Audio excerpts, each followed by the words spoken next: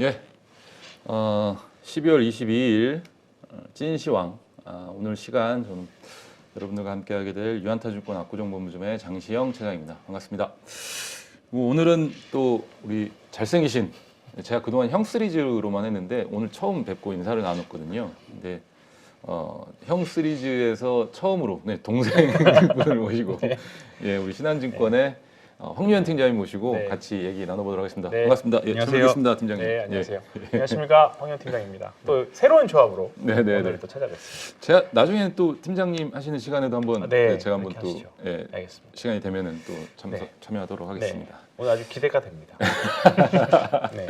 모처럼 만에 또 우리 시장이 그래도 미국 네. 시장 상승한 거에 화답을 좀 한 것 같아요. 그렇습니다. 거래소도 그렇고 코스닥도 대략 뭐 27포인트, 네. 코스닥은 9포인트 정도 상승을 했는데 뭐 전반적으로 오늘은 뭐 대형주 삼성전자 하이닉스도 마찬가지로 좀 올랐었고 네. 뭐 네이버라든지 기타 이제 시가총액이 높은 네.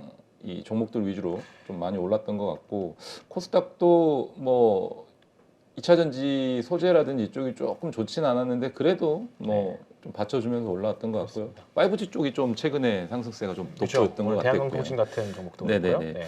황 팀장님 오늘 시장 어떻게 보셨는지 한번 간단하게 정리 한번 해주시죠. 예. 사실 이번 주에 제가 사실 휴가거든요. 네네네. 네, 휴가입니다. 근데 제가 12월 셋째 주에는 매년 휴가를 써요. 네, 매년 네. 휴가를 쓰는데 그 이유가 제 개인적인 경험으로 12월 셋째 주, 그냥 크리스마스 셋째 주일 때도 있고 뭐 둘째 주일 때고 셋째 주도 있긴 한데 크리스마스 직전 주, 예, 가장 재미없는 주가 아니에요. 네. 가장 재미없는 주가 아니고 왜냐하면 이제 지난 주에 대략적으로 이제 이번 주 이제 뉴스 플로우 보시면 아시겠지만 이제 그 금투세가 약간 이제 2년 유예되는 그렇죠. 가닥으로 네, 가고 네, 있고 네, 네. 대신에 지금 대주주에 대한 범위가 아직 확정이 안 최근에 났잖아요. 그렇죠. 네. 그러면 뭐 사실 좀 여러 가지 의견들이 있긴 한데 일단은 최악의 상황이 이제 10억으로 그냥 현행 유지되는 건데 그렇게 되면 대주주인 분들은 사실 지금 주식을 살 이유가 전혀 없죠. 없죠. 소위 말해서 대주주보다 뭐 그냥 10억 이상 주식을 보유하신 분들 또는 종목을 팔고 팔아서 뭐 9억 얼마에 맞춰놨다. 내일 대주주 양도세에 포함되지 않기 위해서 어떻게 될지 모르니까. 그러면 그분은 좀 뭔가 이제 크게 질러줄 수 있는 그 자금들이 최소한 주식을 사지는 않는 주가 아닙니다. 그렇다 보니까 제가 항상 12월 셋째 주에는 휴가를 냅니다. 그래서 그 오늘 수급이 전형적으로 시장에 나타났던 것 같아요. 오늘 보시면 개인들만 뭐 코스피에서 한 5,600억 팔았고 코스닥에서 2,300억 팔았는데 시장은 또 반대로 올라가 버리는. 또 기관은 뭐 내년 배당락 뭐 매매 차익을 들어오기 위해서 차익 거래를 하기 위해서 이제 들어온 자금들인 것 같은데 오늘 사실 하루 종일 뭐 집에서 뭐 특별한 게 있었던 건 아니지만 집에서 계속 시장 보면서 있었는데. 뭐 딱 그런 전형적인 장이었습니다. 그렇다 보니까 큰 범위보다는 그냥 개별 모멘텀 있는 것들이 그냥 팍 튀었다가 다시 줄어들고 뭐 아래꼬리 따라다 좀 올라오고 그냥 그 정도의 장입니다. 지금 대외적으로 이벤트 사실 별로 없는 상태잖아요. 다 그렇죠. 소멸된 상태고 그렇죠. 뭐 내년에 안 좋은 전망들이 많이 있지만 또 생각보다 또 시장 또 오늘 오르는 거 보면 또 왜 오르지 할 정도로 그렇잖아요. 그렇다 보니까 일단 당분간은 오르락 내리락 하는 시장인데 이제 내일이 거의 마지막이거든요. 이제 그래서 사실 이번 주에 휴가 가고 이제 휴가 전에 현금을 좀 마련들어 놨다가 이제 휴가 다녀가서 크리스마스 지나고 나면 이제 다음 주 주초에 그러니까 연초를 보고서 이제 좀 전 이제 많이 떨어져 있는 주식들 위주로 조금 이제 매수를 좀 많이 들어가는데 일단 아직까지는 그런 흐름이 좀 가고 있는 거 아닌가. 사실 지금 뭐 이벤트도 없고 하다 보니까 그냥 올라가는 거 있으면 팔자. 그 정도의 전략 계속 가고 있습니다. 네.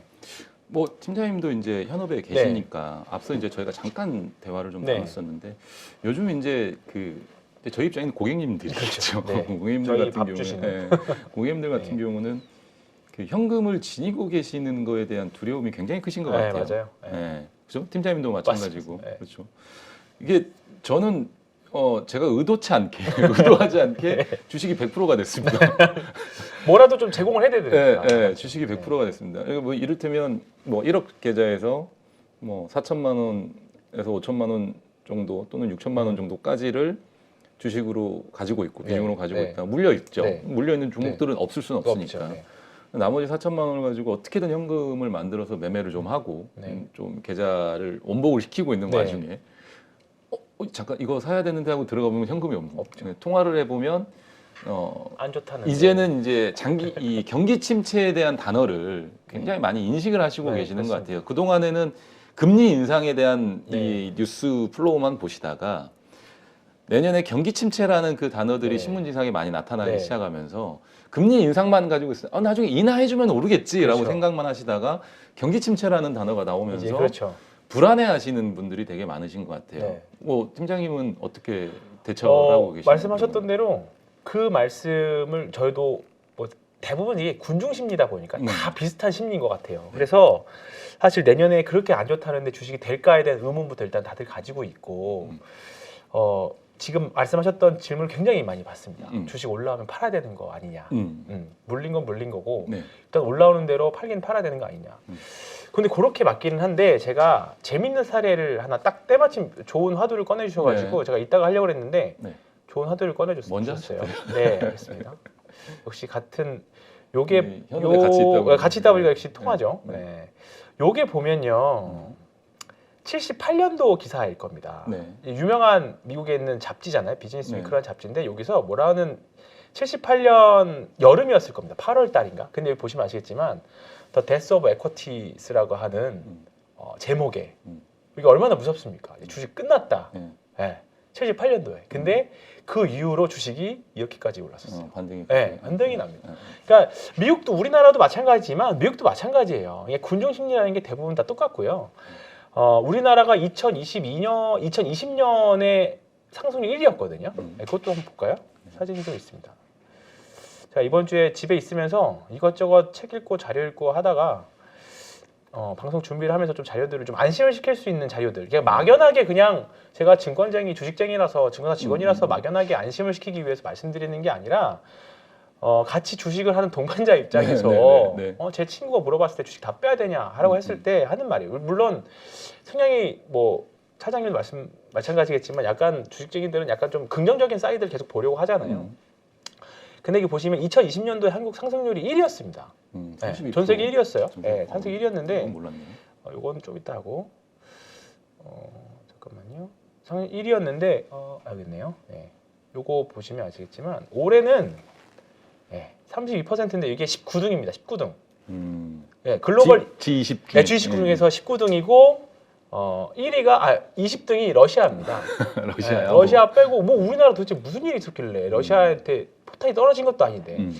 그러고 보면 한국 증시는 보시면 아시겠지만 여기 20년 여기 20년이고 가장 좋고 가장 안 좋은 거를 사실 엄청 반복을 해요. 네, 그러면 그렇게 생각을 해본다라고 하면 직전에 가장 안 좋았던 2018년도거든요. 요 정도. 제가 차트 보면서 항상 말씀드리는 게 지금 뭐 대외적인 이벤트나 여러 가지 이벤트들이 다 다르지만 지금 투자자들이 보는 관점이나 심리들은 2018년 하반기와 거의 비슷한 것 같고 저는 그러면 2019년도에는 말씀하셨 우리가 다 인식하고 있는 경기 침체가 있기 때문에 그리고 금리도 아직 내년에 키는 결국 금리이기 때문에 크게 오르지 않는다라고 하면 그냥 내년 종목장 요 정도 2019년도의 장 2020년도에 이런 장이 올지는 모르겠지만 그러면 내년 2023년도도 그냥 오히려 주식 매매하기는 그러니까 바이앤홀드보다는 매매하기는 참 좋은 장이 되지 않을까. 만약에 시장이 내년 경기 침체가 안 좋았다라고 하면 지금 올라가는 주식들 있잖아요. 요즘 예를 들어서 뭐 최근에 5G 같은 종목들 진짜 오랫동안 쉬었던 것들 올라가잖아요. 그런 종목들이라고 뭐 살아남겠습니까? 지금 사실 뭐 디스플레이 쪽도 마찬가지인 거고, 예, 그게 엄청 안 좋다라고 하는데 시장은 종목들 의외로 반등하고 있다라는 거죠. 그래서 이게 투자라는 게 결국 군중심리거든요. 군중심리. 대부분 투자자들은 뭔가 같은 방향에 있는 군집에 있기를 되게 좋아하잖아요. 사실 그래야 안도감을 느끼고. 그렇죠. 그러니까 대부분의 투자자들이 다 하락한다라고 하니까 주식을 다 팔고 현금 가지고 있으려고 하는데 일정 부분 조절은 좀 필요하긴 하겠습니다만 지금 여기서 떠나기에는 뭐 몇 번 말씀드리긴 하겠지만 지금 여기서 떠나는 건 너무 안타깝죠. 아깝습니다. 예, 더군다나 여기에서. 그러니까 그래서 내일 제가 뭐 지금 지수 전망이 큰 의미가 있겠어요. 지금 부동산도 그렇고 주식시장도 그렇고 지수 전망 큰 의미가 없고 결국은 내년은 진짜 종목 공부 열심히 하고 또는 뭐 추세에 대해서 깊이 공부. 그냥 본인이 하는 매매 스타일들이 있으실 거 아니에요. 거기서 확고하게만 좀 잘해서 그 종목 공부만 좀 뒷받침만 되면 내년은 오히려 조금 더 개별 종목 단으로 좀 재밌지 않을까. 시가총액 상위 10개보다 뭔가 좀 다른 섹터 대응을 하면 올해 조금 안 좋았던 거를 충분히 만회할 수 있지 않을까 그렇게 계속 생각하면서 시장을 좀 바라보고 있습니다. 역시 뭐 팀장님도 현업에 계시다 보니까 생각이 다 비슷하네요. 네, 그죠. 네. 내년은 우리 가족 여러분들도 좀 생각을 하셔야 되는 게 싸워서 이겨야 되는 시장입니다. 맞습니다. 네, 사놓고 기다리는 시장이 아니라 시장하고 매일매일 싸워야 되는 시장이고 어렵네요. 아마 이제는 올해 뭐 6월 뭐 7월 이후부터는 시황을 잘 쓰는 애널리스트들이 인기였다고 그렇죠. 하면 네. 내년부터서는 이제 종목을 잘 쓰는 애널리스트들 네. 한때 사실 이제 팀장님께서도 말씀하셨던 2018년, 19년 이 장세에서도 네. 지금은 사실 조금 욕을 많이 먹고 있으시지만 우리 홍식이 형님, 네. 홍식이 형님이 그 그렇죠. 당시에는 최고의 그럼요. 베스트 애널리스트였었거든요. 네. 그리고 사실 김홍식 애널리스트가 그 한참 전부터 그 5G 관련돼 가지고 이 바이를 외치셨던 분이기 그리고 때문에 터졌죠. 그렇죠. 때를 잘 만나서. 그래서 네.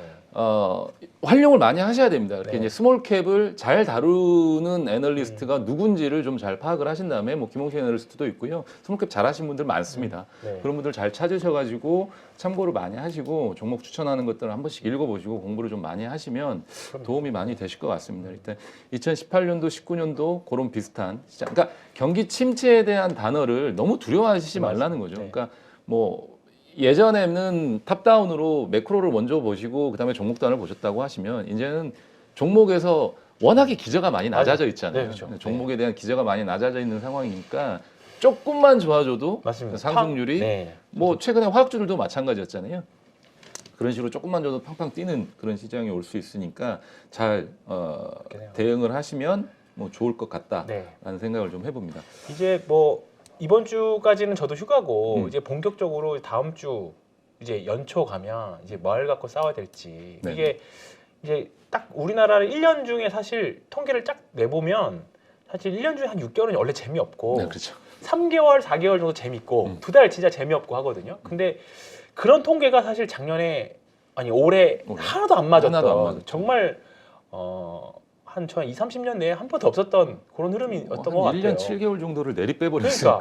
그러니까 좀 굉장히 좀 특이한 구간이고 만약에 주식을 2020년, 2021년에 처음 시작하셨던 분들이라고 하면 정말 냉탕 온탕이 아니라 열탕하고 뭐 냉수 완전 그 빙하 거의 들어왔던 그런 느낌이실 거기 때문에 다만 저도 몇 번 말씀드렸던 사람만 남으면 진짜 좋은 또 장이 언제 그랬냐는 듯이 또 올 겁니다. 이게 뭐 미국의 유명한 구루들도 마찬가지로 뭐 그랬으면 다 대부분 이제 헤지펀드 매니저들이 나와서 하는 말들은 본인들 생각한 포지션대로 이렇게 짜놓고 그렇게 약간 언론 플레이를 하시는 분들도 많이 있는 것 같은데 그게 아니라고 하면 결국은 우리가 시장 워렌 버핏도 결국은 뭐 시장에 대한 얘기 잘 안 하잖아요. 종목에 대한 이야기로 계속 접근하는 거기 때문에 좋은 종목하고 그다음에 그 종목이 분명히 시장하고 호흡을 같이 하는 때가 분명히 오거든요. 이제 그게 주도주가 되는 건데 그 종목을 내년에 뭐가 될지에 대한 고민을 계속 해봐야 되는 거죠. 그렇죠. 네.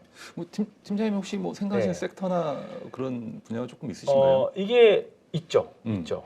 벌써부터 얘기를 하면 뒤에 무슨 말이 될지 모르겠는데. 뭐 왔다 갔다 하시는 거예요? 네. 근데 저는 일단은 가장 먼저 배제를 시키는 게 음. 최근 2년 동안 시세 안 난 거.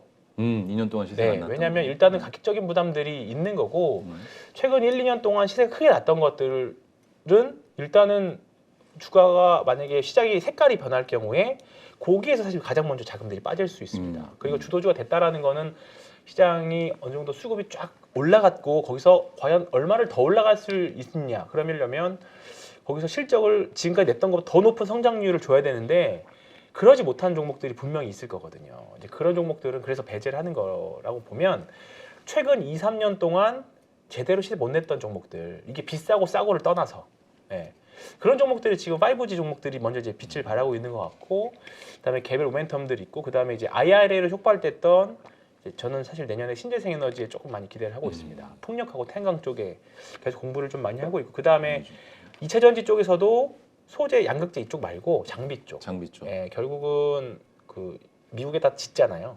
그러려면 LG 엔솔향이나 SK 이제 SK온이 어제 유상증자를 했잖아요. 자금 조달 이슈가 자금 조달이 됐죠. 일단은 됐으니까 그러면 자금 조달을 했으면 그 돈이 누군가에게는 갈 건데 그러면 그게 SK온으로 이제 갔을 때 혜택이 될 수 있는 종목들. 장비주들. 네, 이거 보면 그래서 제가 삼총사를 사실 말씀드리긴 했었거든요. 한 번 더.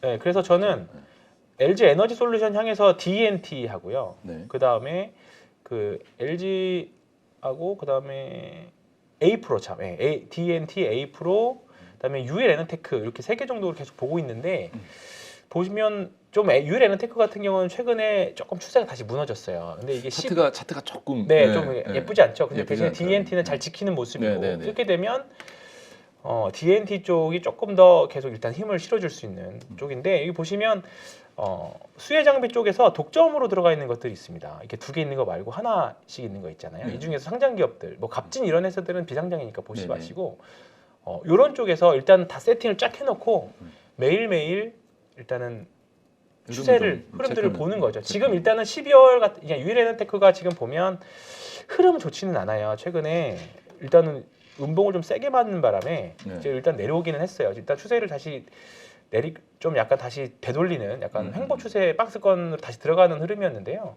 근데 주봉으로 봤을 때는 아직 뭐 이탈이거나 그런 느낌은 아니거든요. 근데 지금 12월이기도 하고 12월 둘째 주, 셋째 주에 약간 대주주 양도 속세 이런 이슈로 인해서 조금 일시적으로 눌렸다라는 관점을 접근해 본다라고 하면 아직은 버리기엔 좀 이른 것 같고 다만 내년 초 갔을 때 여기서 이제 조금 언급했던 이런 종목들 있잖아요. 쭉 종목. 이거는 뭐 미래에셋 자료인데요. 쉽게 찾아보실 수 있는 자료들입니다. 그래서 이게 쭉 보시다가 이쪽에서 쭉 세팅을 쫙 해놓고 여기 중에서 보면 먼저 튀어가는 놈들이 있어요. 걔가 대장주일 확률이 제일 높죠. 그래서 가장 세게 올라가는 종목이 너무 올라서 따라잡기 어렵다가 아니라 걔가 대장이니까 그 종목을 눌림해서 뭐 많이 올라간 애들이 너무 부담스러우시면 적당하게 조금 약간 섞어서 사는 전략이라도 최소한 그렇게 매매 스타일을 해 나가시는 게 저는 그렇게 좀 약간 세팅을 좀 하고 있습니다. 그래서 지금 이 종목들 저도 다 다시 공부하고 실적 추정치나 매출액 추정치들 계속 보면서 이제 조금 체크 하나 하고 있는데 이제 본격적인 싸움은 이제 다음 주가 되지 않을까. 그래서 저는 내년부터 잘해야지가 아니라 저는 2023년장은 다음 주부터라고 생각을 하거든요. 네네. 그래서 이번 주말에 한번 전투 준비를 이제 마무리를 해야죠. 이렇게 생각하고 있어요. 아까 전투라는 말씀 잘해주셨어요. 서바이벌 게임을 생각하거든요. 진짜 저도. 그렇죠. 이게 네. 뭐 내가 사서 수익을 내고 살아남아야지만이 그 다음 시장을 또 덤빌 수가 있거든요.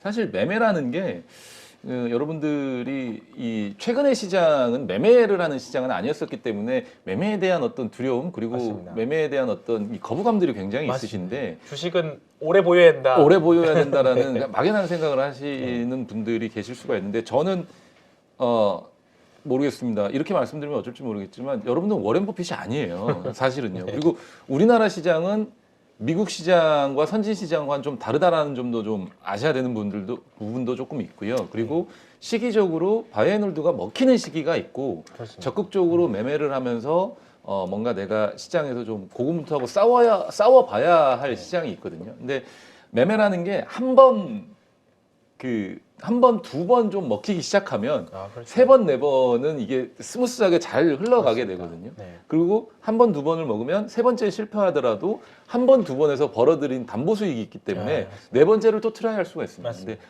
한 번도 시도를 하지 않으시면 그 기회를 계속 놓치게 되시니까 그리고 제가 저번에도 한번 방송에서 언급을 드렸었지만 실제 저는 앞으로 2년, 3년 동안에 이런 횡보장이 박스장이 있을 수도 있다라고 생각을 해요. 그렇죠. 네. 그리고 그런 박스 횡보장이 끝나고 나서 본격적으로 한 4년 대세 상승장이 있을 수도 있다라고 그렇죠. 항상 말씀을 드리거든요.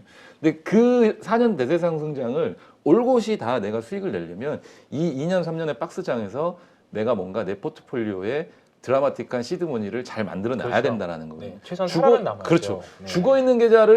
죽어 있는 계좌가 대세 상승장에 살아나봐야 크게 못 먹어요. 맞습니다. 네. 죽어 있는 계좌를 어떻게든 살려서 시드머니를 좀 불려놓은 다음에 내가 그리고 준비가 돼 있는 상태에서 대세 상승을 맞았을 때 수익률은 좀 천지차이거든요. 여러분도 박현주가 될 수가 있습니다. 제 박현주가 그렇죠. 사실 박현주 회장도 그 2000년 이제 00년 IT 버블이 끝나고 03, 04년도 이 시기에 이제 미래에셋 이 자산운용을 태동을 하고 지금의 어떤 미래에셋 회장이 됐었거든요. 그 시기의 어떤 수익률을 가지고.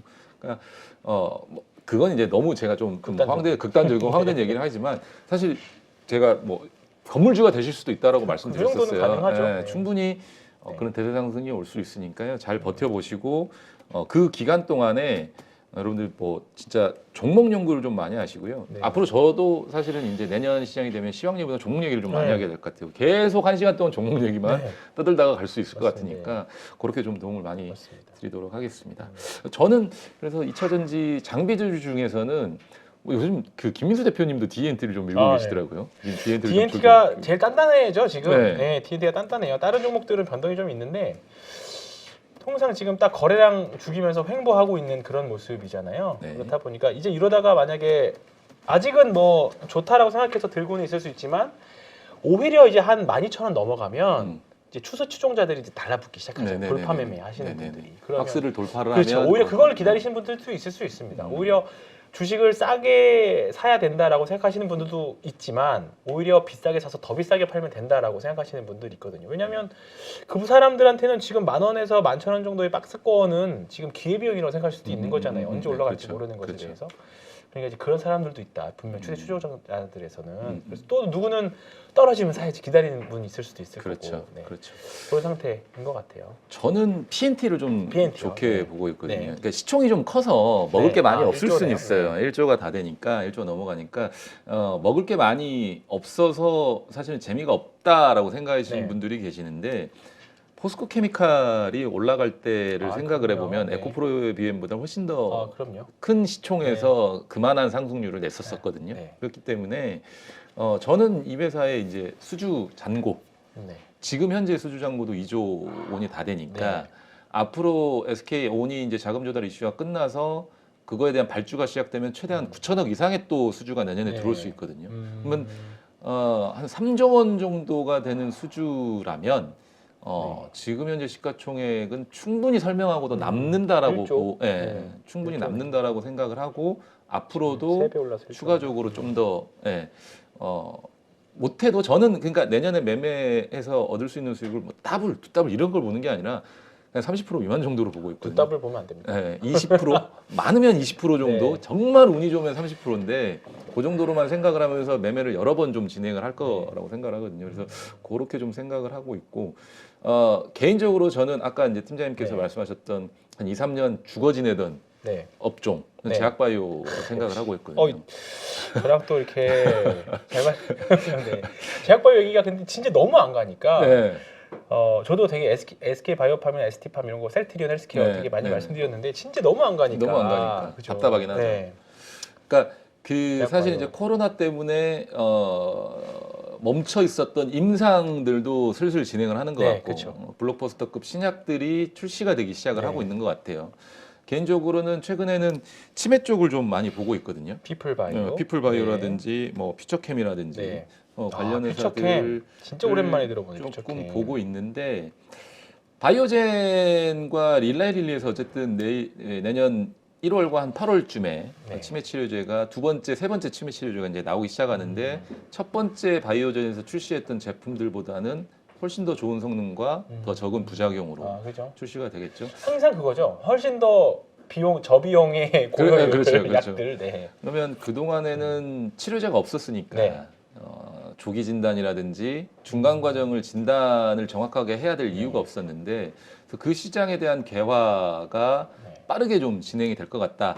모멘텀을 타고 그게 이제 첫 번째 이슈고 네. 두 번째는 이제 뇌 관련 질환들 같은 경우는 BBB라고 해서 이제 뇌 안에 혈류장맥이라고 있잖아요. 그래서 네. 뇌 속으로 세균이나 기타 뭐 병균들이 침입하지 못하게 이 피가 장벽을 만들고 네. 있는데 그 장벽들이 질병을 치료하기 위해 투입하는 항체들도 못 네. 들어가게 해버린다라는 거거든요. 네, 네. 그러면 실제 선택해서 들어가게 되겠죠. 예, 그렇죠. 네. 실제 뇌 속으로 어떤 약물들을 넣었을 때 이 혈류장맥, 그러니까 BBB, 블러드 브레인 베리어라고 네. 하거든요. 그 장벽을 통과하는 확률이 2% 미만입니다. 네.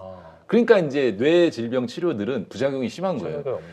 약을 많이 집어넣어야 되거든요. 그래야 확률이 고용량을 높아지니까. 투여를 해야 되는데 고용량을 투여를 하면 많이 들어가겠죠. 조금 더 그렇죠. 확률이 높아지겠죠. 근데 뇌 속으로 들어가지 못하고 몸 안에 남는 것들이 부작용을 많이 일으켜 버리는 거죠. 다른 이 장기라든지 또는 뇌의 다른 부분들에 생각하지 또 못했던. 생각하지 네. 못 부분에 들어가서 부작용을 만들어내는 건데 그래서 뭐 뇌 혈관이 붓는다거나 혈관이 좀 터진다거나 이런 문제들이 발생을 하는데 치매 치료제가 만약에 현실적으로 좀 잘 출시가 되고 네. 좋은 효과를 나타낸다면 네. 어쨌든 간에 고용량을 써서 나타나는 부작용들을 잡으려고 할 네. 거란 말이에요. 그러면 그 BBB를 통과를 시키는 방법을 생각을 해낼 텐데 이 BBB 셔틀 플랫폼을 가지고 있는 회사가 국내에 두 개가 있단 네. 말이에요. ABL 바이오와 셀리버리. 네. 이 두 개 ABL 회사가 딱 머릿속에 계속 네. ABL 언제 나오는지 하고 있었는데 역시나. ABL 바이오와 셀리버리인데 네. 그 치매 치료를 하면서도 임상 4상 뭐 이런 것들도 진행을 네. 한다 그래요. 그리고 그 이 111 말고 로슈는 사실 3상을 실패를 했는데 걔네는 피하 이 주사를 네. 하는 거다. 정맥 주사가 아니라 피하 지방에 놓는 주사를 놓는데 아무래도 좀 덜하겠죠. 뇌 속에 이 약물이 이제 투입되는 몸 안에 이 뇌 속에 투입되는 네. 양들이. 그래서 로슈는 자체 BBB 플랫폼을 가지고 또 임상을 진행을 한다고 해요. 네. 일반적으로 그냥 단독 투여한 거 말고 병영 투여로 좀 진행을 한다고 하니까 그 관련된 시장도 내년에 약이 출시가 되고 나면 또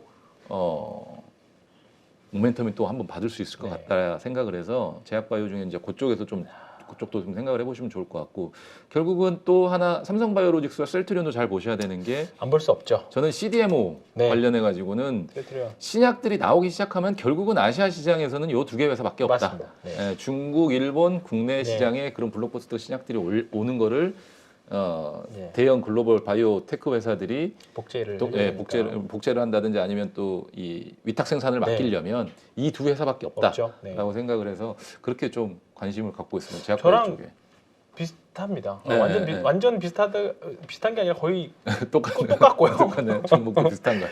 다만 이제 주식을 이제 공부하시는 분들이 보면 이제 제약바이오 섹터들을 그러니까 최근에 1, 2년 동안은 이런 바이오텍 회사들이 시세가 별로 없었기 네네. 때문에 네.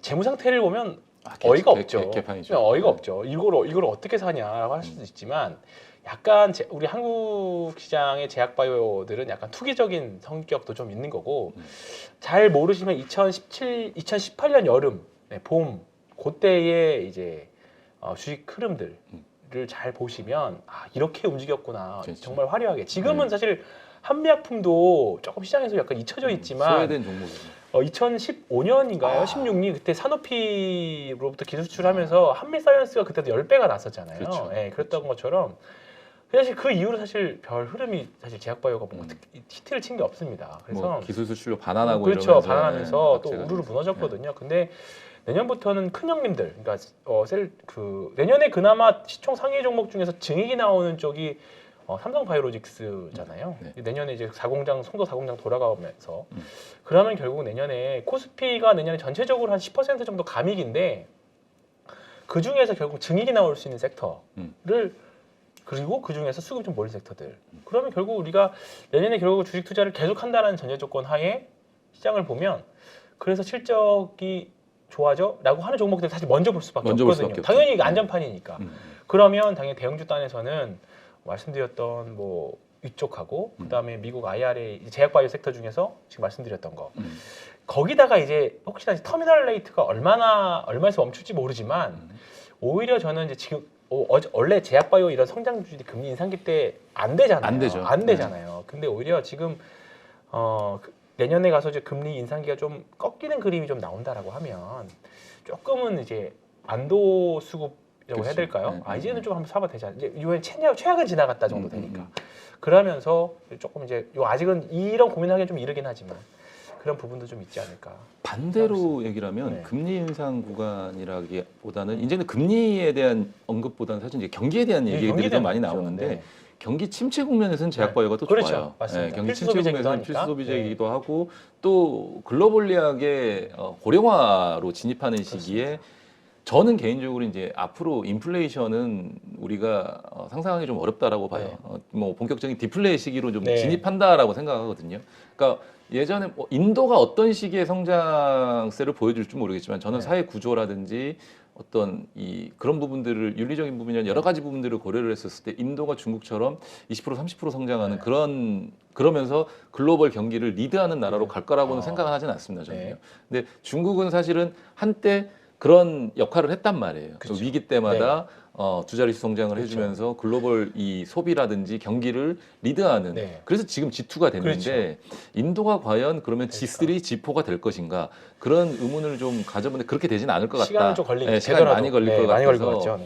인플레이 시기에서 디플레이 시기로 간다라는 생각을 해보면 제약바이오는 앞으로는 필수 업종 그리고 산업을 좀 이끌어갈 만한 업종이 되지 않을까라고 생각을 하고 있고 지금 뭐 사실 재벌집 막내 아들이 이슈이기는 합니다만 그 재벌집 막내 아들의 모태가 된 우리 고 이건희 회장님께서도 제약바이오에 대한 어떤 이 성견지명을 보여주시고 말씀을 하셨기 때문에 그런 부분들 좀 생각을 해보면 제약바이오 섹터에 대한 관심이 지금은 좀 덜할지 모르겠지만 추후에 추세 상승장을 만들었었을 때 혹시라도 뭐 2년 3년 뒤에 추세 상승을 만들었을 때 아니면 또 2017, 18, 19년도에 KMW가 굉장히 히트를 치고 시장에서 5G가 이렇게 물론 이제 신산업이고 제약바이오는 그렇진 않다고는 하지만 그런 어떤 침체기에 뭔가 시장을 좀 리드할 수 있는 업종이 될 가능성도 높다라는 좀 생각을 해보기 때문에 제약바이오에 대한 관심도 좀 많이 필요한 시점인 것 같습니다. 저는. 근데 지금 뭐 다 가능성들이 있잖아요. 그러면 사실 어떤 게 먼저 갈지에 대한 고민을 해야 되는데 그런 시점을 참 잡는 뭐 차장님만의 뭐 기술적인 뭐 지표나 뭐 그런 게 있으신가요? 이제는 사봐도 된다. 저는 요즘 들어서 최근에 이제 안 했었어요. 최근에는 안 했습니다. 최근에는 차트를 봐도 의미가 없었으니까요. 차트를 봐도 의미가 없었으니까. 근데 최근에는 매일 밤 전 종목 차트를 거의 다 돌려보고 잡니다. 장중에도 계속 돌리고 있고 아니면 할 게 없어요. 장중에 리포트 있거나 매매가 멈춰 있기 때문에 최근에는 좀 멈춰 있기 때문에 할 게 없으니까 차트를 계속 돌려보고 종목을 찾아내는 역할을 하는데 종목을 찾으려면 차트를 보는 방법밖에 없어요. 수급이 들어오고 거래가 갑자기 실렸다든지 근데 그 거래가 실린 수급이 어떤 건지 그러니까 제일 먼저 보는 게 최근 거래량이 많이 완전히 그냥 막 작살이 난 상황에서 제일 우선으로 보는 게 거래량 부분을 제일 먼저 보는 거고 그 생각합니다. 거래량이 바닥 부분에서 뭔가 튀어서 양봉을 하나 만들었다. 그러면 이전에 거래량이 어땠는지도 살펴봅니다. 맞습니다. 그게 이때 한번 들어오고 이때 들어왔구나. 그럼 앞으로는 어떻게 들어올 것인가. 거기서 자리를 찾고 맥점을 좀 찾으려고 하는 생각을 하고 있고 저는 아주 바닥에서 주식을 못 삽니다. 저도 마찬가지예요. 왜냐하면 이런 상황에서 이게 바닥이라고 생각했을 때 더 바닥이 있을 수도 있다는 생각을 하기 때문에 틀고 올라서 추세를 만들 때 사거든요. 뭐 이를테면 뭐 차트 한번 보시면 뭐 동질세미캠이다라고 말씀드리는 건 아니에요. 좀 유사하게 보여드리면 요때 한번 거래가 들어왔어요. 동질세미캠이 뭐 그런 종목이다라고 말씀드리는 건 아니지만 요때 한번 거래가 들어왔습니다. 그리고 오늘 거래가 좀 더 들어오고 다시 살려놨단 말이에요. 근데 사실 죽을 거였으면 요 자리에서 죽었어야 됐어요. 추세를 깨고 죽었어야 다시 돌렸잖아요. 그러면 내일 아침에 한번 단기적으로 트라이를 해보는 거죠. 200일선을 뚫는다. 그러면 조금 더 홀드하는 거고 뚫지 못하고 빠진다. 그러면 이 3, 4%라도 털고 나와야 되는 거예요. 그런 식으로 저는 좀 매매 패턴을 잡고 있습니다. 200일선 방금 말씀하셨는데 200일선을 보십니까? 200일선을 지금은 보고 있죠. 왜냐하면 시장이 1년 6개월 동안 계속해서 빠져 있기 때문에 200일선을 뚫고 가느냐 못 뚫고 가느냐가 추세를 만드느냐 못 만드느냐에 지금 현재 시점에서만 그걸 적용을 하고 있죠. 저는. 왜냐하면 저도 200일선을 보거든요. 그러세요? 40일선, 40주선이잖아요. 네, 맞습니다. 저랑 비슷한 점이 굉장히 저랑 같은 책을 읽었는데 굉장히 많으신데 김대중 대표님하고 할 때도 저희 짝꿍을 한 명 더 만난 것 같아서 좋은 시너지가 앞으로 날 것 같아요. 저도 마찬가지로 이제 200일선이나 또는 30주선, 150일선이죠.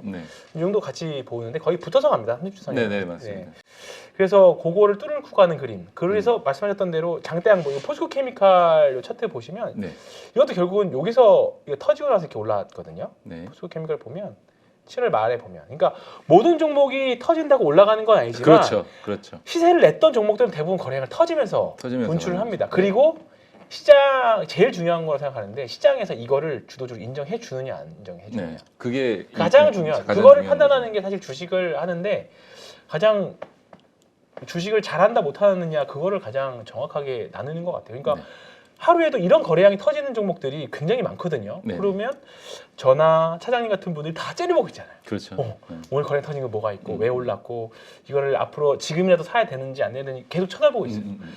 그러면 이제 된다 싶으면 따라 붙거나 뭐 고객님들도 들어가고 또 여기저기 콜 돌려보고 진짜냐 그렇죠. 뭐 다 그렇죠. 확인을 하잖아요. 네네. 그러다가 이제 뭔가 투자자들이 그 투자심이 합의가 됐을 게 확실히 그때부터는 그렇죠. 불붙는 거고. 그렇죠. 그 작업을 하시면 될 것 같아요. 근데 이렇게 했는데 만약에 안 올랐다. 예를 들어서 아까 동진세미캠도 가능성은 있었지만 네. 뭐 맞고 꼬꾸라질 그냥 수가 꼬꾸라질 있으니까요. 수 있잖아요. 동진세미캠 같은 거 보면 사실 뭐 역배열에서 나온 거기 때문에 사실 기존에 있었던 거래량과 비교해보면 사실 많지는 않은 자리라서 그렇죠. 네. 이거를 기준으로 놓기에는 좀 약하긴 합니다만 만약에 내가 이것만 보고 여기서 샀다 따라 붙었다 하면 그 다음부터는 그냥 손절매 자리 걸어놓으시면 돼요. 걸어놓으면 뭐 걸어놓으면 그렇죠. 됩니다. 예. 네. 근데 손절매 체결되고 올라갔다 그것도 다시 사시면 돼요. 네네네. 예, 그렇기 때문에 요거를 저도 이제 표본으로 한 건 아니고 그냥 그렇죠. 여기 떠 거기 있어가지고 오신 것 요걸로 이제 같아요. 예, 네, 말씀을 네, 드린 그렇습니다. 건데 네. 요게 뭐 사실 만약에 이제 실패했다. 네. 그러면 내일 아침에 아침에 시가라든지 아니면 시가에 좀 어리버리하고 있어서 샀어요. 근데 하루 이틀 좀 올라가는 네. 것 같아요. 그러다 보니까 200일선까지 왔어요. 네. 황 팀장하고 장 차장이 200일선을 뚫은다고 했는데 네. 못 뚫었어요. 그러면 사실 32,000 뭐 32,500원 네. 뭐 요 원저리에 네. 샀어도 34,500원 정도면 주당 2,000원 정도의 수익이거든요. 오늘 과감하게 털고 나오셔야죠. 그죠? 못 뚫었다고 하면. 근데 하지만 그때 200일선을 어떤 호재성 뉴스가 나오면서 강하게 이를테면 네. 삼성 EUV 뭐 텍사스 공장에 뭐 동진세미캠이 한 4개 라인을 책임지면서 EUV 뭐 PR 쓰기로 네. 했다라는 뭐 이런 뉴스라든지 그렇죠. 또는 뭐 스웨덴의 뭐 로스볼스타와 뭐 CNT 도전제 공급을 했다든지 오늘 사실은 이제 뉴스 나온 게 삼성의 CNT 도전제를 삼성 SDI에 공급한다 뭐 이런 얘기가 나오면서 동진세미캠을 쓰려고 한다라는 얘기가 나오면서 이제 주가가 좀 5% 좀 거래가 실면서 올라갔는데 그런 호재성 뉴스들이 한 번 더 나오면서 이게 추세를 만들어 버리면 사실은 4만 원 넘어서도 가능한 그렇죠. 상황이 만들어지는 거거든요. 그게 개별 종목을 매매한 핵심이라는 거죠. 20에서 30% 정도를 네. 그냥 먹어버리는 거니까요. 그렇죠. 그렇게 좀 보시면 돼. 근데 하지만 예시로 동익세미캠을 드리는 말씀드렸던 거지 네. 이거를 추천드리는 건 아닙니다. 네. 물론 동익세미 안 좋은 회사는 아니에요. 최근에 뭐 그죠? 이슈가 좀 있었지만 이슈가 좀 네. 있었으니까. 네. 그것 때문에 사실 조금 약간 수급이 저는 좀 엉망 좀 약간 많이 좀 꼬였던 것 꼬였던 같아요. 것 예, 같아요. 그래서 저도 네. 일단은 관심만 있고 음. 매매는 하는데 최근에 올해 한 해 동안 사실 우리가 드렸던 이런 거래량을 가지고 보는 거, 그다음에 뭐 밸류에이션을 가지고 보는 거, 그다음에 뭐 추세 추종을 하는 것들 이런 것들이 사실 거의 먹히지가 않았어요. 왜냐하면 거의 뭐 투자 심리가 바닥이고 대외 변수가 워낙에 나왔기 때문에 저희가 아무리 거래대금 뭐 거래량을 말씀드려도 시장이 안 되면 안 되잖아요. 네, 그렇죠. 시장이 안 되면 다 무너집니다. 제일 중요한 건 시장이 되느냐 안 되느냐. 그래서 일단 1번은 저는 내년에 일단은 코스피나 코스닥이 주봉상으로 조금 일단 누워야 좀 그때부터는 베팅 사이즈를 좀 크게 키울 예정이고요. 지금은 일단은 단기로 따박따박 그 정도. 그렇죠. 네, 때를 기다리고 지금 기다리는 거예요. 그래서 유명한 추세 추종 트레이더들도 보면 하다가 안 되면 사이즈를 줄이라는 표현을 많이 하거든요. 사이즈를 줄여서 배팅하라고. 그렇죠. 네. 네. 그러다가 안 되면 손절하고 하다가 결국은 이게 승률보다는 손익비 싸움이기 때문에 그렇게 접근하시면 될 것 같아요. 근데 지금 업종이나 이런 것들 봤을 때 사실 내년에 경기 침체 이야기 많이 나오지만 내년 하반기부터 또 좋아진다는 얘기도 사실 전망들이 많이 나오고 있잖아요. 맞아요. 네. 네, 지금 한국은행 총재님도 지금 내년 하반기부터는 이제 좋아진다. 상반기만 잘 넘기면 그런 얘기들이 사실 나오기 때문에 또 그런 관점에서 본다라고 하면 주식이 한 6개월 정도 선행해서 움직인다고 하면 지금이 좀 바닥일 수도 지금이 있다는. 바닥 언저리 무릎 위에 언저리를 통과하고 있을 수도 있습니다. 그렇죠. 그렇기 때문에 너무 우리가 경험했잖아. 사례로 2020년, 2021년에 3,400 간다, 600 간다, 심지어 4,000까지 간다라고 하는 3,100, 200대에서 그런 소리가 얼마나 많았습니까? 대부분 다 그렇게 믿었었고. 근데 역시나 안 갔잖아요. 네. 근데 지금 반대로 김신주에서 꺼진다, 2,000 깨진다라는 심지어 또 목소리 다 이쪽 가 있습니다. 이게 결국 군중 심리거든요. 네. 대부분의 투자자들이 원하는 방향으로는 사실 잘 안 가요. 네. 예, 중간 정도는 있을 수 있습니다. 맞습니다. 근데 약간 극단의 의견이 나왔을 때는 그쪽으로 잘 안 가는 케이스. 중국 부도난다는 얘기 지금 5년째, 몇 년째 나오지만 한 번도 단 한 번도 나오지 맞아요. 않고 있습니다. 맞습니다. 예, 그런 것처럼 이게 누구나 다 아는 위기는 생각보다 잘 현실화되지 않는 거. 현실화되지 않죠. 현실화되지 않는 거. 사실 올해 금리도 올린다 했지만 사실 작년에 금리 올린다고 했을 때 터미널레이트 2.75였거든요. 2.75까지 올린다고 했는데 지금 4 이상까지 보고 있는 거잖아요. 그러면 우리가 그동안 예상치를 벗어났던 부분들이 이제 좀 약간 정상화되는 구간이 이제 올 내년 상반기라고 보면 조금은 지금은 여전히 힘든 구간은 맞지만 이제 정말 이제 주식을 공부하는 사람들이 이게 참 주식이라는 게 열심히 한다고 공부한다고 리턴이 오는 건 절대 아니지만 그래도 열심히 공부하신 분들이 과실을 좀 딸 수 있는 따먹을 수 그렇죠. 있는 시기가 저는 다가오고 있다고 생각합니다. 저희가 공부 열심히 해가지고 이제 방송에서 많이 하죠. 네. 말씀드려야죠. 네, 그렇습니다. 근데 최근에 이제 시장이 좀 안 맞고 힘들었던 거는 뭐 어떻게 보면 웃긴 게 참 굿이스 배드 배디스 굿이었어요. 네, 그죠. 네. 좋은 뉴스가 나오면 안 좋게 받아들이고 그렇죠. 네. 나쁜 뉴스가 나오면 좋게 받아들이고 네. 그게 뭐냐면 이제 경기 지표를 말씀드리는 지표가 계속 거잖아요. 쫓겨나잖아요. 지표는 좋게 나오는데 시장은 안 좋게 네. 받아들이고 지표가 안 좋게 나오면 시장이 좋게 받아들인단 말이에요.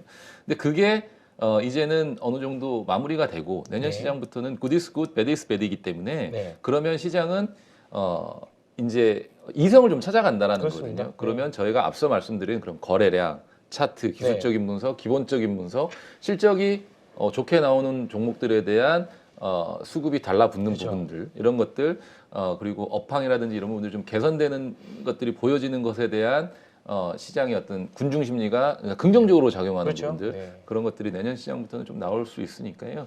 여러분들 좀 같이 확인해 보시면 좋을 것 같습니다. 자, 그러면 최근에 또 우리 그 팀장님께서는 웹툰 관련주들 좀 네. 좋게 보시는 게 있으신 것 같아요. 웹툰은 네. 사실 이번 주에 셌잖아요. 네. 네, 뭐 미스터 블루도 그랬고. 근데 네. 이제 오히려 이번 주 지나면 다음 네. 주 되면 이번 주에 셌던 종목들은 오히려 역으로 이제 팔아제끼려고 하는 심리들이 많이 강해질 거라고 봅니다. 네. 그래서 이번 주에 한해서만 네. 이번 주 급등했던 종목들은 네. 내년 다음 주에는 조금 이제 쉬어가지 않을까 생각해서 저는 이제 그래서 웹툰주 말씀드린 겁니다. 그래서 오늘 급등하는 종목들은 괜찮은 것 같은데 오늘부터 급등한 종목들은 근데 최근 한 1, 2주 대비 시장 대비 강한 상승을 보여줬던 종목들이 몇 종목들이 있습니다. 리튬 관련주도 그렇고 네. 웹툰도 그렇고 몇 종목들이 급등하는 종목들이 나오는데 이제 그런 종목들은 다음 주는 이게 시장이 안 좋을 때 셌던 종목들은 시장이 좋아지면 오히려 밀리잖아요. 밀리죠. 네. 네. 그런 케이스로 접근을 해 보시는 게 일단은 좋을 것 같아서 지금 급등주는 지금 가는 놈이 더 간다를 적용하기에는 조금 시기적으로는 안 맞는 종목인 것 같아서 그 얘기를 말씀 좀 드리고 싶었어요. 네. 저는 그 비슷한 맥락이긴 네. 한데 웹툰주는 아니지만 최근에 이제 WGMG를 좀 네. 좋게 생각을 하고 있거든요. 일단 네. 뭐 소셜 카지노 게임 네. 업체이기는 한데 저는 개인적으로 앞으로는 이렇게 좀 실적이 우상향하는 회사들보다 계속해서 꾸준한 실적을 내는 회사들 있잖아요. 변동 없이. 그러면서 유보율이 좀 높고 부채가 없는 회사들. 네. 그럼 부채 비율이 뭐 거의 20% 이거는 그냥 무차입 네. 경영이라고 보시면 될 것 같아요. 그러네요. 뭐 유보율은 뭐 거의 9,600. 금리 인상이 별로 영향 없는. 전혀 아무런 영향이 네, 없죠. 없죠. 그리고 비용이라든지 네. 이런 부분들 늘어나는 부분들이 없고 알아서 통제가 되잖아요. 그렇죠. 뭐 인건비가 들어가겠으면 뭐가 들어가겠습니까? 그렇죠. 그냥 서버 네. 관리만 살짝 해주면 되는 거잖아요. 네. 그런 식이기 때문에 실은 저는 이제 이렇게 단단한 해자를 가지고 있고 꾸준한 실적을 좀 가지고 가는 이런 회사들이 내년도에 반가치주적인 성격을 가지면서 네. 시세를 좀 낼 수 있기 때문에 만약에 나는 죽어도 주식을 매매를 못 하겠어요. 난 바이어놀드 하고 싶어. 그러면 이런 회사들은 바이어놀드를 편하죠. 하셔도 되죠. 네, 편하게 편하죠. 바이어놀드를 하시고 길게 보셔도 된다라는 거죠. 그래서 그런 관점들도 있기 때문에 같이 좀 살펴보시면 좋을 것 같아요. 예, 예. 알겠습니다. 그러면은 마지막으로 네옴시티 이슈 네. 뭐 요거 한번 또 어떻게 되는지 한번 네, 짚어주시고 정리해 주시죠. 건설주가 사실 최근에 그 레고랜드 하반기 이제 레고랜드 사태 이후에 네. 건설주들이 사실 조금 뭐 휘청휘청이긴 했었죠. 근데 그나마 이제 네옴시티 이슈가 붙어주면서 올라온 종목이 있었고 한번 쫙 전체적으로 올랐다가 이제 좀 쉬어가고 있는데 역시나 좀 그런 내면의 그냥 뭐 PF라던가 뉴스로 접할 수 있는 그런 이슈들이 좀 있는 것 같아요. 근데 실제로 채권 금리 사실 많이 안정화됐잖아요. 네. 차장님도 혹시 채권 매매 많이 하시나요? 저는 최근에 이제 국채를 좀 많이 많이 사셨고. 일부 이제 예수금을 그대로 두는 거에 대한 감당하지 못하시는 분들과 신규로 이제 갈 곳을 잃은 네. 어디로 가야 될지 모르시는 분들에게 국채 매매를 혹시 많이 19-6? 하셨죠. 네. 역시 뭐 번호만 보면 알죠. 네. 19-6. 네. 저도 지금 6,000원대에서 많이 샀었어요. 6,000원대 사셨어요? 네. 와, 되게 그때 저랑 손님이랑 합의 좀 맞아서 6,000원대면 굉장히 6,000 한 5, 600원대 샀던 것 같아요. 올해가 아니신 올해입니다. 올해? 네. 6,000원이요? 6천 중반대였어요. 아 그럼 저는 19-2가 아닌 것 같아요. 아닌 것 같아요? 네, 저는 네. 올해 10월달에 산 게 9,470원. 아 그러면 네, 다른 전 거네. 완전 네. 장개체입니다. 네, 아니었던 걸로. 좀 근데 달랐네요. 어쨌든 네. 지금 국고채가 많이 많이 올랐죠. 생각보다. 네, 그리고 생각보다 많이 올랐죠. 지금 막 건설사 PF 이런 자금들 뭐 이슈 많긴 하지만 한 단기 사채들이 한 8대까지 갔던 금리가 이제 많이 6까지 좀 떨어졌습니다. 네. 이제 그만큼 좀 시장에서는 좀 안정되고 있는 것 같아요. 그래서 확실히 경험이 되게 무시를 못하는 게 저도 사실 좀 무서웠거든요. 이제 어쨌든 금리가 높아서 좋기는 한데 권유를 못 하겠는 거예요. 너무 높으니까 이거는 뭔가 진짜 있을 수도 있겠다. 근데 거기서 용감하게 지르신 분들이 좀 있어요. 근데 그분들이 젊으신 분들 대부분 아니고 다 경험 좀 많이 있으신 분들. 확실히 이번에 느낀 게 진짜 경험을 진짜 무시 못하는 게 환율 1,400원대 가서 대부분 다 매도. 1,400원 초반 대부분 다 대표님들, 네. 중소기업 대표님들이나 경험적으로 여기서 더 가는 건 쉽지 않다. 그래서 결국 분할 매도 하셨던 분들. 그 다음에 이번에 금리 솟았을 때 과감하게 채권 지르셨던 분들. 결국 단기적으로 결국 다 세이빙이 된 거거든요. 근데 그래서 경험이 되게 중요한 것 같아요. 그래서 근데 그런 거 봤을 때 건설주들이 지금 보면 어쨌든 금융 비용 때문에 건설주들이 좋지는 않거든요. 근데 다시 네옴시티로 돌아오면 조금 진정되고 나면 건설주들은 분명히 좀 기회가 있지 않을까. 최근에 삼성 엔지니어링이나 삼성 물산은 상대적으로 견조하거든요. 네. 네, 분명히 사우디로부터 뭔가 좋은 소식이 있을 수도 있다라는 기대감도 좀 있고 이 구간만 좀 버티고 나면 분명히 좀 살아만 남으면 좀 다시 좀 판을 좀 재편할 수 있을 것 같아서. 그 발주 소식이 전해지면 그때가 매도 타임이. 그러니까 근데 이게 네옴시티가 저는 네. 단발 이슈는 단발 이슈는 아닐 것 같다는 생각이 좀 생각하시는 듭니다. 거고. 이게 네. 우리가 흔히 말하는 뭐 테마, 네. 잠깐 뭐 이게 재료 네. 이런 건 아닌 것 같고 분명히 조금 뭔가 특히나 제가 좀 집중하고 있는 건 수소 쪽이거든요. 네네네. 조금 길게 봐야 되는 재료기는 한데 네. 일단은 네옴시티 자체가 수소로 돌아갈 건데 에너지원이 그러면 기본적으로 수소를 생산하거나 또는 운송하거나 그리고 사우디로부터 실제로 과거 수주를 받았던 종목 이력이 있었던 게 삼성 엔지니어링이나 롯데정밀화학이거든요. 네네네. 그러면 이쪽에서는 분명히 기회가 있을 것 같다라는 생각 계속 관심 갖고 있어요. 그래서 사실 지금은 싸게 사면서 모아가는 구간일 수도 있긴 하겠지만 뭔가 본격적으로 튀어가기에는 거래량들이 최근에 별로 없거든요. 네. 결국 거래량이 아까 우리가 했던 거래량이 나와준다는 거는 시장에서 이제 너를 인정한다는 뜻이잖아요. 네네네. 그때를 좀 기다리고 있습니다. 그래서 지금 현대건설, 대우건설 뭐 이런 일반 우리 건설사 말고 좀 플랜트 쪽, 플랜트 쪽. 현대건설도 마찬가지죠. 현대건설 네. 플랜트 있으니까 현대건설도 네네. 마찬가지긴 한데 리포트를 찾아보면 삼성 엔지니어링은 좀 사우디로부터 실제로 수주를 받았던 경험이 좀 있습니다. 네. 그래서 가장 좀 약간 묵직하게 갖고 갈 수 있는 거. 뭐 얘도 시총이 4조 5천억이긴 한데 그렇죠. 그런데 이게 보면 기관들이 한 3조에서 4조에서 10조까지 밀어서 올리는 케이스들이 꽤 많이 있거든요. 그렇죠. 그러니까 그런 관점을 본다라고 하면 삼성전자 지금이야 23,000원이지만 이거 월봉으로 놓고 보면 10년 전에 보면 12만 원 거의 20 이게 뭐 유상증자 하고 그래서 그렇지 20만 원 넘었던 거 그렇죠. 기억이 나거든요. 네, 네, 여기 네. 있습니다. 여기. 네네. 그냥 뭐가 무서워요, 뭐가. 네네. 네, 밀려봤자라고 생각하고요. 그래서 이제 한번 실적도 보면 본격적으로 내년까지는 그냥 플랫한데 만약 본격적인 발주가 받으면 이건 전망치는 변할 수 있거든요. 그래서 일단 엔지니어링하고 정밀화학 계속 관심 가지고 보고 있는 섹터 중에 하나입니다. 모멘텀이 있을 수 네. 있다라고 볼 수 있죠. 결국은 지금 이슈가 트리거가 좀 붙어줘야 돼요. 네, 그래야 다시 살아나야 되는. 네, 살아나야 됩니다. 근데 지금은 아직은 비추세 국면이기 때문에 네네. 그냥 계속 관심 갖고 실적 체크 정도만 하시면 좋을 것 같습니다. 저는 이 정도. 네. 뭐 그러면은 오늘 대부분 얘기를 뭐 많이 해야 될 했죠. 얘기들은 네. 대부분 다 서로 다 같이 네. 한 것 같고 뭐 반도체 뭐 악성재고 쏟아냈다고 이게 바닥 얘기가 좀 나오는데 저는 개인적으로는 네.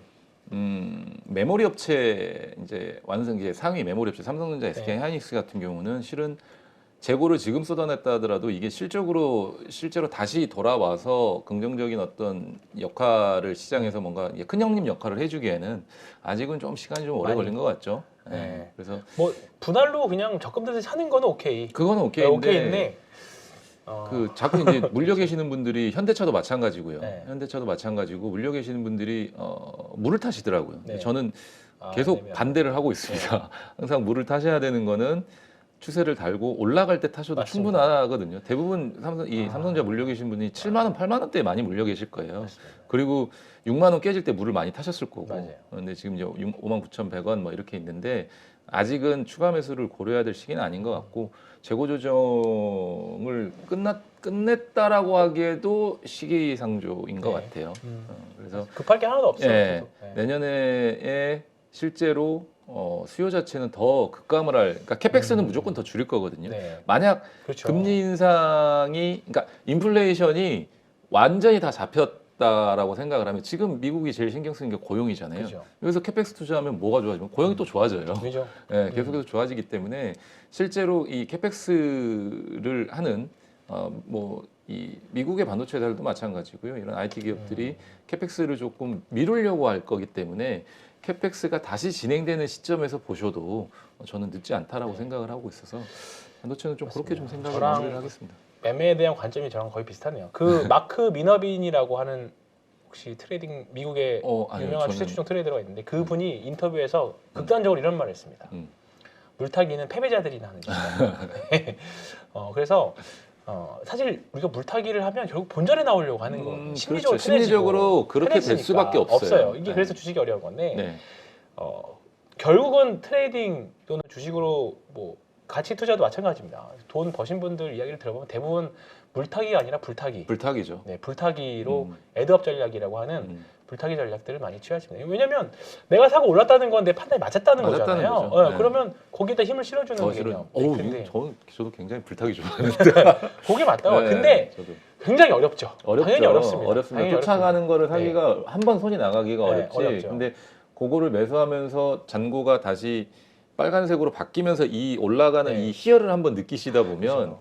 맞습니다. 물타기 하면서 계속 빠지는 네. 것보다는 정말 이 다른 기분을 느끼실 수가 있을 겁니다. 올 한 해 만약에 물타기를 해가지고 내가 성공을 못했다. 일단은 아직까지는 성공 못했다고 하면 일단 올해 잘못된 거잖아요. 잘못된 거죠. 그러면 내년에는 반대로 한번 반대, 불타기 전략을 네. 한번 해보시는 것도 그렇죠. 저는 이제 나올 때마다 이 관련 추세 추종과 관련된 내용을 계속 말씀드릴 건데 관련해가지고 저도 또 사례들 들으면서 또 계속 말씀드리도록 하겠습니다. 아무튼 오늘 뭐 오랜 시간 동안 좋은 네. 얘기들 많이 나눠봤고요. 한 시간이 정말 금방 갔어요. 네, 네. 그 저랑 이렇게 좀 성향이 좀 비슷해가지고 네. 이제 황 팀장님 방송에 한번 가서 저도 재밌을 한번 것 좀 같습니다. 털어드려야 될 것 네. 같습니다. 네. 네, 아무튼 오늘 그 수고해주신 우리 팀장님 네. 너무 감사드립니다. 네, 또 뵙겠습니다. 또 네. 뵙도록 하고요. 네. 우리 가족 여러분들께서는 이따 10시에 라이브 실시간 채팅창에서 다시 한번 만나 뵙도록 하겠습니다. 오늘 하루 잘 마무리하시고 또 이번 주 크리스마스입니다. 메리 크리스마스 하시고 새해 복 많이 받으시고 다음 주 목요일 방송은 제가 일이 있어서 좀 쉴 것 같습니다. 그렇기 때문에 미리 인사드리도록 하겠습니다. 편안한 밤 되십시오. 감사합니다. 네, 맞습니다. 누구나 1시간 안에 200개 종목에서 좋은 종목을 고를 수 있는 그런 능력을 배양할 수 있도록 제가 도와드리려고 그렇게 하고 있습니다.